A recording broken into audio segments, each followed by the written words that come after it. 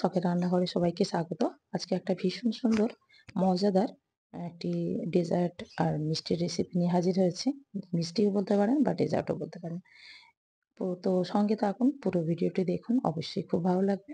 তো প্রথমে আমি পাউরুটিগুলো নিয়ে নিয়েছি স্লাইস করে, স্লাইস পাউরুটি। তো সাইডগুলোকে কেটে দিচ্ছি, এগুলো আমার লাগবে না।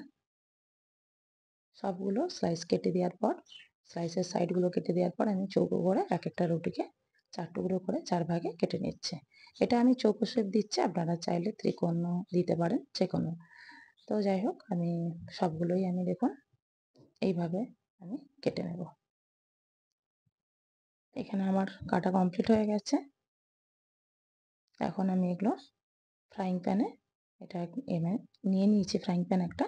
তো ফ্রাইং প্যান নিয়ে এখানে আমি দিয়ে দিলাম বাটার। বাটার দিয়ে আমি এই রুটিগুলোকে ভেজে নেব। তো আপনারা চাইলে এখানে ঘিও ব্যবহার করতে পারেন, তবে তেল দেওয়া যাবে না। ঘি বা বাটার এই দুটোর মধ্যে যে কোনো একটা দিয়ে ভাজতে পারেন। বাটার যদি থাকে সব থেকে ভালো হয়। তো দেখুন এক এক করে সব রুটিগুলো এর মধ্যে আমি সাজিয়ে দিচ্ছি। খুব বেশি কিন্তু লালচে করে ভাজা যাবে না, হালকা সোনালি হবে। এগুলোকে কিন্তু নামিয়ে নিতে হবে, মানে কালচে ভাবটা হওয়া যাবে না একেবারে, কিন্তু লো গ্যাসে এগুলোকে ভাজতে হবে, তা নাহলে কিন্তু পুড়ে যাওয়ার ভয় থাকে। তো এরকমভাবেই কিন্তু সবগুলোকে এই হালকাভাবে ভেজে নিতে হবে। এরকম একটা কালার আসলেই কিন্তু নামিয়ে নিতে হবে সব রুটিগুলোকে। দেখুন সবগুলোই আমি ভেজে নিলাম। এখন আমি দিয়ে দিচ্ছি এতে 500 ml লিকুইড দুধ। তো এখান থেকে আমি কিছুটা দুধ তুলে রেখেছি, এখনও এটা গরম হয়নি।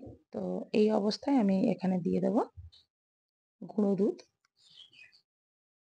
যেহেতু দুধটা ভীষণই ঘন ছিল, মানে ফুটিয়ে মারা দুধ, তার জন্য কিন্তু আমি এখানে 2 চামচ গুঁড়ো দুধ দিলাম। আর দিয়ে দিলাম 3টা ফাটিয়ে রাখা এলাচ। এটা হালকা এখন গরম হতে শুরু করেছে, এই সময় দিয়ে দেব চিনি। চিনির পরিমাণটা আমি এখানে মিষ্টিটা কম রেখেছি। আপনারা চাইলে মিষ্টির পরিমাণ যদি মানে বেশি খেতে চান মিষ্টি, তাহলে কিন্তু চিনির পরিমাণ বাড়াতে পারেন। তো এখন কিন্তু অনবরত এটা নাড়তে হবে। ওখানে দুধ ফুটছে, এখানে যে দুধটা আমি রেখেছিলাম ঠান্ডা দুধটা, তাতে আমি দিয়ে দিচ্ছি এখানে ম্যাঙ্গো কাস্টার্ড। এটা ছোট চামচে 3 চামচ দিলাম, একেবারেই ছোট চামচে 3 চামচ। আর যদি বড় চামচের দেন তাহলে 2 চামচ বা 1.5 চামচ দিলেই এনাফ।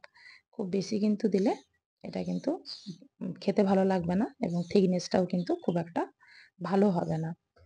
দেখুন ভালো করে কিন্তু এটাকে আমি দুধের সঙ্গে গুলে নিলাম, দিয়ে এই দুধটার সঙ্গে দিয়ে দিলাম। তো এখন কিন্তু অনবরত নাড়তেই হবে, একেবারে কিন্তু বন্ধ করা যাবে না। আর খুব বেশি কিন্তু ঘনত্ব করা যাবে না, একেবারেই একটা মানে কি বলবো, পাতলা যে হয় তার থেকে যে মোটা ভাবটা হয় সেইটুকু হলেই কিন্তু এটা নামিয়ে নিতে হবে। আমি দেখুন এই স্প্যাচুলাটা দিয়ে আমি দেখিয়ে দিচ্ছি, দেখতেই পাচ্ছেন এইভাবেই হবে, কিন্তু খুব বেশি কিন্তু ঘন করা যাবে না। এখন আমি গ্যাস বন্ধ করে দিয়ে ঠান্ডা করার মানে অপেক্ষায় থাকলাম। ঠান্ডা হয়ে গেছে, তো ঠান্ডা করতে দিয়ে দিয়েছিলাম। তো এখন কিন্তু আঙুল দেওয়া যাবে সেই অবস্থায় কিন্তু আছে। তো এরকম অবস্থাতেই আমার দরকার। তো এখন একটু সামান্য পরিমাণ আমি 1 চিমটি মতো নুন দিয়ে দিলাম, জাস্ট একটু মানে কি বলবো, মানে স্বাদটার ব্যালেন্সটা, মানে মিষ্টিটার স্বাদটাকে ব্যালেন্সটাকে ঠিকঠাক করার জন্য। তো দুধটা দেখুন ভালো করে আমি নেড়ে একদম ঠিক করে নিয়েছি। এখানে আমি 3টে পাত্র নিয়েছি। এখানে সব স্লাইস উপরের যে পাউরুটির যে টুকরোগুলো ভেজে রেখেছিলাম সেগুলোকে ভালো করে আমি সাজিয়ে দিলাম। আর উপর থেকে দুধের ব্যাটারটা আমি যেটা রেডি করেছি সেটাই আমি দিয়ে দিলাম। এটা কিন্তু একেবারেই মানে কি বলবো, একদম হালকা গরম আছে। তো সেটা আমি এখন দিয়ে দিচ্ছি, সবগুলো পাত্রেই দিয়ে দিলাম উপর থেকে। তো কয়েকটা আমার স্লাইস বেশি আছে টুকরো, তো সেইটা আমি যতটা ডবল হয় সেটাকে আমি দিয়ে দেব। উপর থেকে সাজিয়ে ওপর থেকে দিয়ে দিলাম। যে টুকরোগুলো বেশি ছিল সেগুলোকে আমি কয়েকটা ওপর থেকে দিয়ে দিচ্ছি, দিয়ে ব্যাটারটা দিয়ে দিলাম। এটার কিন্তু এখানে কিন্তু থিকনেসটা খুবই ইম্পর্টেন্ট। এখানে কতটা ঘনত্ব রাখবেন, ঠান্ডার পরে কতটা গাঢ় হবে, সেটা কিন্তু মানে আমি দেখিয়েছি বারবার বা বলেওছি সেটা কিন্তু আপনাদেরকে একেবারেই খেয়াল করতে হবে। এইটুকুই যা এটার ইম্পোর্টেন্ট। আর কিন্তু সবই কিন্তু একেবারে ইজি এটা বানানো। আর যতক্ষণ না এই ব্যাটারটা মানে ঘনত্বটা না ঠিক হয় ততক্ষণ কিন্তু এটা কিন্তু আসল যে স্বাদ মুখে দিলেই মিলিয়ে যায় এই ব্যাপারটা সেটা কিন্তু হবে না। দেখুন এর উপর থেকে দিয়ে দিলাম আমি আমন্ডকে কুচিয়ে রেখেছিলাম। তো যেহেতু একটু নরম বেশ তুলতুলে মুখে দিলেই মিলিয়ে যাবে তার উপর থেকে একটু শক্ত কিছু দাঁতে পড়লে খুব ভালো লাগবে। আর ডেকোরেশনেরও কাজ করবে তার জন্যই আমি দুটো দিকই কাজ হবে সেই ভেবেই আমি আমন্ডের দেখুন কুচিগুলো দিয়ে দিচ্ছি। কি সুন্দর লাগছে দেখতে। দেখেই দেখুন জিভে জল আসার মতো।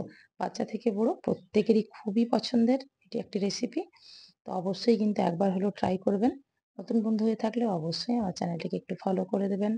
ফেসবুক থেকে দেখলে ফলো করবেন আর ইউটিউব থেকে দেখলে অবশ্যই কিন্তু আমার চ্যানেলটিকে একটু সাবস্ক্রাইব করে দেবেন। প্রত্যেকটা আমি ঢাকনা লাগিয়ে আমি দিয়ে দিয়েছিলাম ২-৩ ঘন্টার জন্য আমি ফ্রিজে। দেখুন এখন কিন্তু ২-৩ ঘন্টা পর আমি ফিরে এলাম আবার। দেখুন প্রত্যেকটা ঢাকনা খুলে আমি দেখাচ্ছি কতটা সুন্দর হয়েছে। দেখতে অসম্ভব সুন্দর হয়েছে। ঠিক কি না বলুন? দেখেই কিন্তু যে কেউ গেস্ট আসলে আপনি অবশ্যই দিতে পারেন। কেউ কিন্তু ধরতেই পারবে না এটা কি দিয়ে বানানো। দেখে বুঝতে পারছেন পুরো দোকানের থেকে কিন্তু কোনো অংশে কম না। দেখেই মনে হবে যেন কালাকাঁদ। কিন্তু অ্যাকচুয়ালি এটা কালাকাঁদ না। এটা একটা মিষ্টি। কিন্তু এটা ডেজার্টের আইটেমই পড়ে। তো দেখুন একটা প্লেটে আমি সার্ভ করে আমি চামচ দিয়ে কেটে দেখাচ্ছি। কতটা নরম তুলতুলে হয়েছে। ভীষণই সফট। অবশ্যই কিন্তু একবার হলেও আপনারা বাড়িতে ট্রাই করবেন। কেমন লাগলো অবশ্যই কমেন্ট করে জানাতে ভুলবেন না। ভালো লাগলে অবশ্যই লাইক, কমেন্ট ও শেয়ার করবেন।